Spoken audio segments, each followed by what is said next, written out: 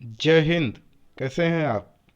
एक बार फिर आपके अपने चैनल गुरु गंगा में आपका हार्दिक स्वागत है।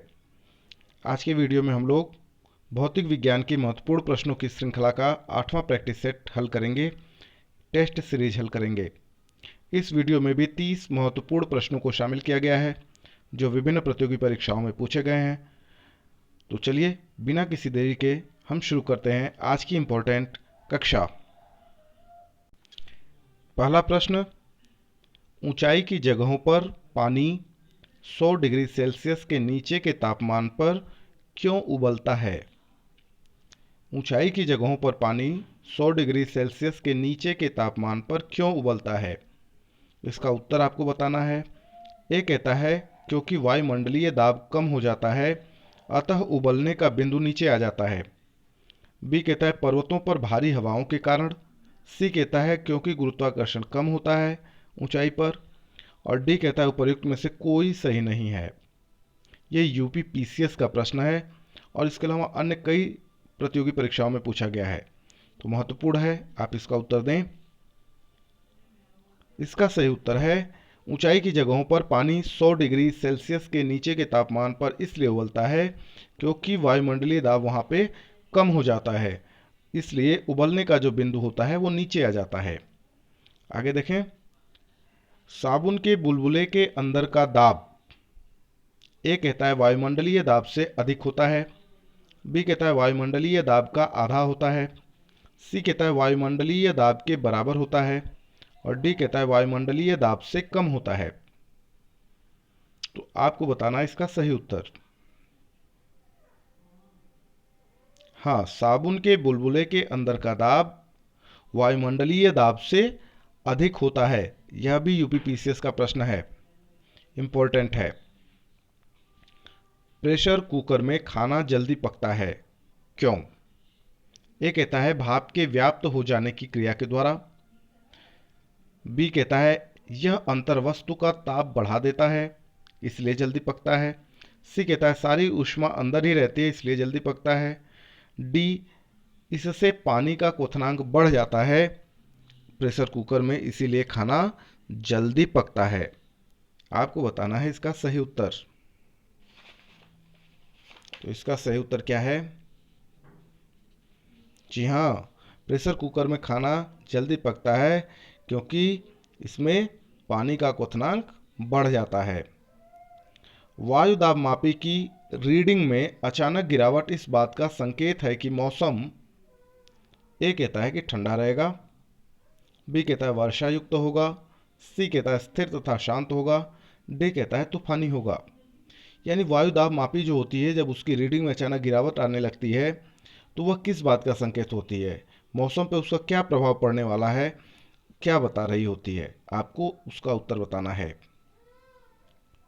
तो इसका जो सही उत्तर है वह है कि मौसम तूफानी होगा। डी बिल्कुल सही उत्तर है। यह भी यूपी पीसीएस का प्रश्न है, ध्यान से देखेंगे आप।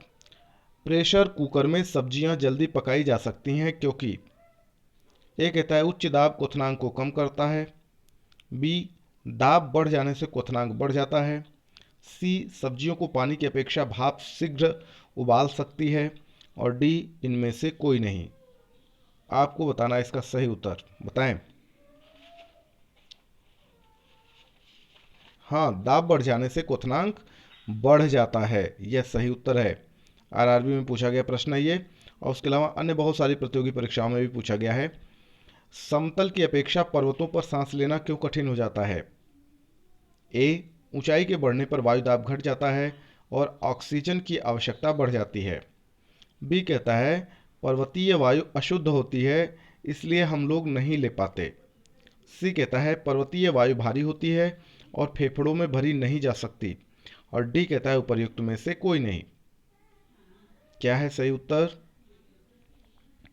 इसका सही उत्तर है ऊंचाई के बढ़ने पर वायु दाब घट जाता है और ऑक्सीजन की आवश्यकता बढ़ जाती है, इसीलिए समतल की अपेक्षा पर्वतों पर सांस लेना कठिन हो जाता है।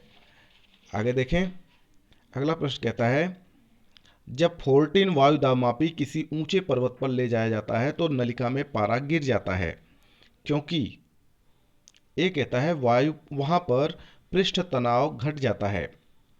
बी, ताप में न्यूनता के साथ पारा निम्न हो जाता है। सी, वहां पर वायुमंडलीय दाब निम्न हो जाता है। डी, वहां वायु अपेक्षाकृत हल्की हो जाती है। बताएं आप इसका सही उत्तर क्या है। हाँ, जब 14 वायुदाब मापी किसी ऊंचे पर्वत पर ले जाया जाता है तो नलिका में पारा गिर जाता है, क्योंकि वहां पर वायुमंडलीय दाब निम्न हो जाता है। आगे देखें, उड़ान से पहले हवाई जहाज दौड़ मार्ग पर क्यों दौड़ाया जाता है। ए, कार्यकारी वायुदाब घटाने के लिए। बी, कार्यकारी वायुदाब बढ़ाने के लिए। सी, वायुयान द्वारा भूमि के मध्य घर्षण बल को अधिक करने के लिए। डी, वायुदाब द्वारा भूमि के मध्य घर्षण बल को कम करने के लिए। तो इसका सही उत्तर क्या होगा। इसका सही उत्तर है कार्यकारी वायुदाब को बढ़ाने के लिए ऐसा किया जाता है। हाइड्रोजन से भरा रबड़ का गुब्बारा वायु में ऊपर जाकर फट जाता है, क्योंकि ए कहता है हाइड्रोजन का भार बढ़ जाता है इसलिए फट जाता है। बी कहता है हाइड्रोजन का दाब घट जाता है इसलिए फट जाता है। सी कहता है वायुदाब बढ़ जाता है इसलिए फट जाता है। और डी कहता है वायुदाब घट जाता है इसलिए वायु में गुब्बारा, रबड़ का गुब्बारा फट जाता है। आपको बताना है इसका सही उत्तर। जी हाँ, यह भी आरआरबी में पूछा गया है। हाइड्रोजन से भरा रबड़ का गुब्बारा वायु में ऊपर जाकर फट जाता है क्योंकि वायुदाब घट जाता है। प्रेशर कुकर में खाना कम समय में पकता है क्योंकि ए कहता है प्रयुक्त पानी का वाष्पन बहुत कम होता है। बी कहता है चारों ओर से बंद होने के कारण वायु का प्रभाव नहीं पड़ता है। सी कहता है अधिक दाब के कारण उबलते पानी का ताप बढ़ जाता है। और डी कहता है अधिक दाब के कारण उबलते पानी का ताप कम हो जाता है। आपको बताना है इस प्रश्न का सही उत्तर, बताएं। तो इसका जो सही उत्तर है वह है प्रेशर कुकर में खाना कम समय पकता है क्योंकि अधिक दाब के कारण उबलते पानी का ताप बढ़ जाता है। सूर्य पर ऊर्जा का निर्माण कैसे होता है। सूर्य पर ऊर्जा का निर्माण कैसे होता है। ए, अवकरण अभिक्रियाओं द्वारा। बी, नाभिकीय संलयन द्वारा। सी, ऑक्सीकरण अभिक्रियाओं द्वारा। डी, नाभिकीय विखंडन द्वारा। तो सूर्य पर ऊर्जा का निर्माण होता है नाभिकीय संलयन द्वारा। आगे चलें, सूर्य की ऊर्जा कैसे उत्पन्न होती है। ए, ऑक्सीजन द्वारा। बी, नाभिकीय संलयन द्वारा। सी, नाभिकीय विखंडन द्वारा। डी, आयनन द्वारा। तो इसका भी उत्तर वही है। जी हाँ, बिल्कुल सही, नाभिकीय संलयन द्वारा। सूर्य में निरंतर ऊर्जा का सृजन किस कारण होता रहता है। ए, नाभिकीय संलयन। बी, कृत्रिम रेडियो सक्रियता। सी, रेडियो सक्रियता। डी, नाभिकीय विखंडन। तो इसका जो सही उत्तर है वह है नाभिकीय संलयन। सूर्य में निरंतर ऊर्जा का सृजन नाभिकीय संलयन के कारण होता रहता है। चाबी भरी घड़ी में कौन सी ऊर्जा होती है। ए, संचित ऊर्जा। बी, स्थितिज ऊर्जा। सी, यांत्रिक ऊर्जा। और डी, गतिज ऊर्जा। अच्छा प्रश्न है ये। इसका सही उत्तर है स्थितिज ऊर्जा। चाबी भरी घड़ी में स्थितिज ऊर्जा होती है। जब हम रबड़ के गद्दे वाली सीट पर बैठते हैं या गद्दे पर लेटते हैं तो उसका आकार परिवर्तित हो जाता है। ऐसे पदार्थ में कौन सी ऊर्जा पाई जाती है। ए, विखंडन ऊर्जा। बी, स्थितिज ऊर्जा। सी, संचित ऊर्जा। और डी, गतिज ऊर्जा। क्या है सही उत्तर। जी हाँ, इसका सही उत्तर है स्थितिज ऊर्जा। आगे चलें, निम्नलिखित में से किसमें गतिज ऊर्जा नहीं है। ए, चलता हथौड़ा। बी, बहता हुआ पानी। सी, चली हुई गोली। डी, खींचा हुआ धनुष। इसमें जो दिया हुआ है ऑप्शन, इसमें से किसमें गतिज ऊर्जा नहीं है।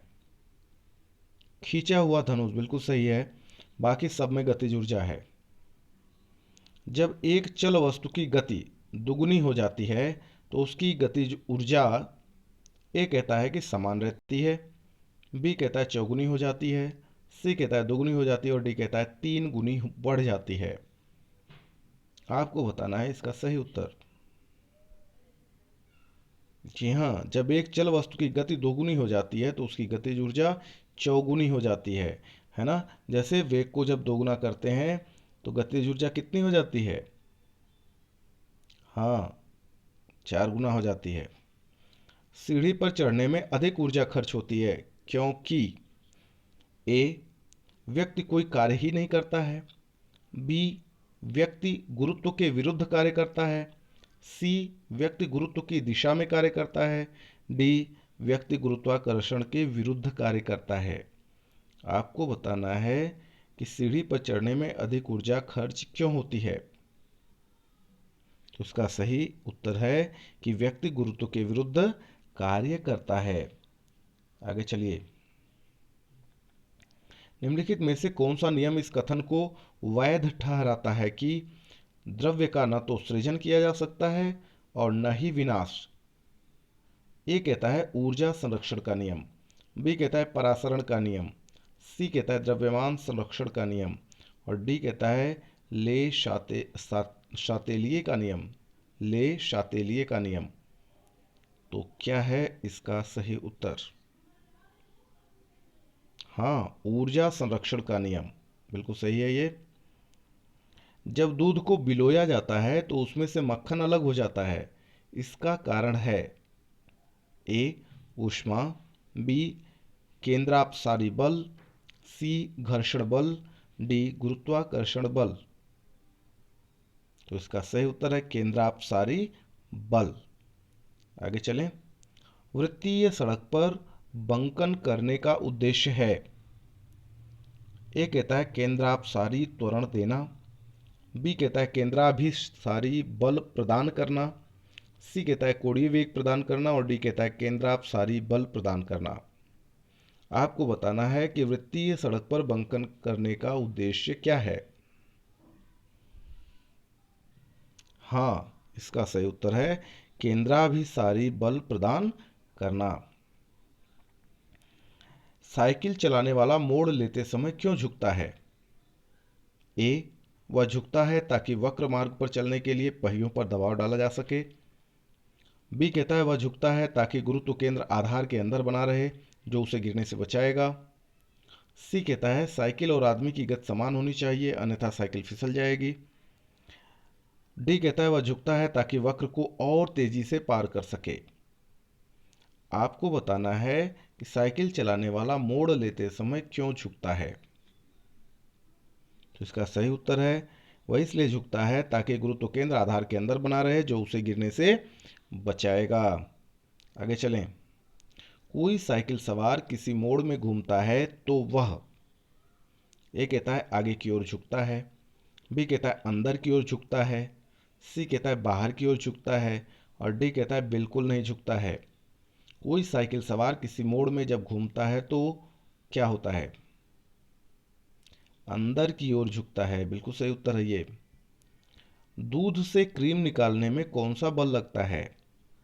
ए, अपकेंद्रीय बल, बी, बाह्य बल, सी, अपकेंद्रीय बल, देखिए ये 2 बार हो गया है, डी, अभिकेंद्रीय बल।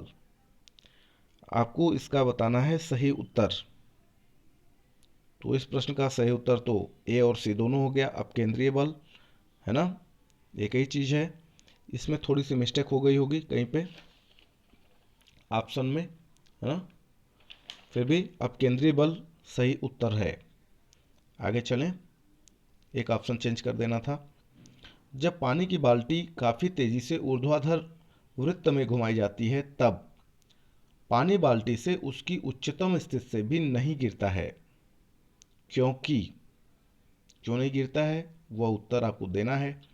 ये कहता है अपकेंद्र बल पानी के वजन से अधिक होता है इसलिए नहीं गिरता, बी कहता है पानी और बाल्टी के बीच का ससंजल बल अधिक होता है इसलिए नहीं गिरता, सी कहता है बाल्टी की उच्चतम स्थिति में पानी का वजन कम हो जाता है इसलिए नहीं गिरता, डी कहता है अपकेंद्र बल पानी के वजन से कम होता है इसलिए नहीं गिरता है। आपको बताना है जब पानी की बाल्टी काफ़ी तेज़ी से ऊर्ध्वाधर वृत्त में घुमाई जाती है तब पानी बाल्टी से उसकी उच्चतम स्थिति से भी क्यों नहीं गिरता है। तो इसका सही उत्तर है अपकेंद्र बल पानी के वजन से अधिक होता है, इसलिए नहीं गिरता है। वॉशिंग मशीन का कार्य सिद्धांत है ए विसरण, बी अपोहन, सी अपकेंद्रण, डी उपकेंद्रण। तो वॉशिंग मशीन का कार्य सिद्धांत है अपकेंद्रण। क्या है? अपकेंद्रण। सरौता तथा चिमटा निम्न में से किस प्रकार के उत्तोलकों से संबंधित हैं? सरौता तथा चिमटा किस प्रकार के उत्तोलकों से संबंधित है आपको बताना है। ए कहता है दूसरे प्रकार के उत्तोलकों से, बी कहता है तीसरे प्रकार के उत्तोलकों से, सी कहता है क्रमशः प्रथम तथा तृतीय प्रकार के उत्तोलकों से, डी कहता है क्रमशः द्वितीय तथा तृतीय प्रकार के उत्तोलकों से संबंधित है। इसका सही उत्तर क्या है? जी हाँ, सरौता तथा चिमटा यह दोनों दूसरे प्रकार के उत्तोलकों से संबंधित हैं। ठीक है, आगे चलें। पृथ्वी तल से पलायन वेग का मान कितना है? ए 6.52 किलोमीटर प्रति सेकेंड, बी 12.2 किलोमीटर प्रति सेकेंड, सी 11.2 किलोमीटर प्रति सेकेंड और डी 11.2 मीटर प्रति सेकेंड। पृथ्वी तल से पलायन वेग का मान बताना है आपको। इसका सही उत्तर है 11.2 किलोमीटर प्रति सेकेंड। पृथ्वी तल से किस न्यूनतम वेग से प्रक्षेपित किए जाने पर कोई रॉकेट पृथ्वी के गुरुत्वाकर्षण को पार करके अंतरिक्ष में चला जाएगा? ए 11.2 किलोमीटर प्रति सेकेंड, बी 11.2 मीटर प्रति सेकेंड, सी 12.2 किलोमीटर प्रति घंटा और डी कहता है 12.2 मीटर प्रति सेकेंड। तो सही उत्तर क्या है इसका? इसका सही उत्तर है 11.2 किलोमीटर प्रति सेकेंड, यानी पलायन वेग, है ना। पृथ्वी तल से पलायन वेग से जब प्रक्षेपित किया जाता है तो कोई रॉकेट पृथ्वी के गुरुत्वाकर्षण को पार करके अंतरिक्ष में चला जाएगा। न्यूनतम वेग तो कम से कम इतना ही हो, है ना। भू स्थिर उपग्रह, जिसको आप जियो स्टेशनरी सैटेलाइट कहते हैं, का आवर्तकाल कितना होता है? ए 6 सेकेंड, बी 12 सेकेंड, सी 24 सेकेंड, डी 48 घंटा। सॉरी, ए कहता है 6 घंटा, बी कहता है 12 घंटा, सी कहता है 24 घंटा और डी कहता है 48 घंटा। भू स्थिर उपग्रह का आवर्तकाल कितना होता है? हाँ, ऑप्शन आप थोड़ा ध्यान से देख लेंगे। इसका सही उत्तर है 24 घंटे। कितना? भू स्थिर उपग्रह का आवर्तकाल 24 घंटे होता है ना। तो इस तरीके से यह छोटा सा वीडियो पूरा हुआ। यदि यह वीडियो आपको पसंद आता है तो लाइक ज़रूर करें और श्रृंखला का अगला वीडियो आप देखने के लिए जरूर चैनल को सब्सक्राइब कर लें। चैनल पर नए तो चैनल को सब्सक्राइब करके बेल आइकन को प्रेस कर लीजिए ताकि प्रत्येक इंपॉर्टेंट वीडियो की नोटिफिकेशन आपको भी समय से मिलती रहे। और फिर मिलते हैं अगले इंपॉर्टेंट वीडियो में। तब तक के लिए आप सभी लोगों को जय हिंद।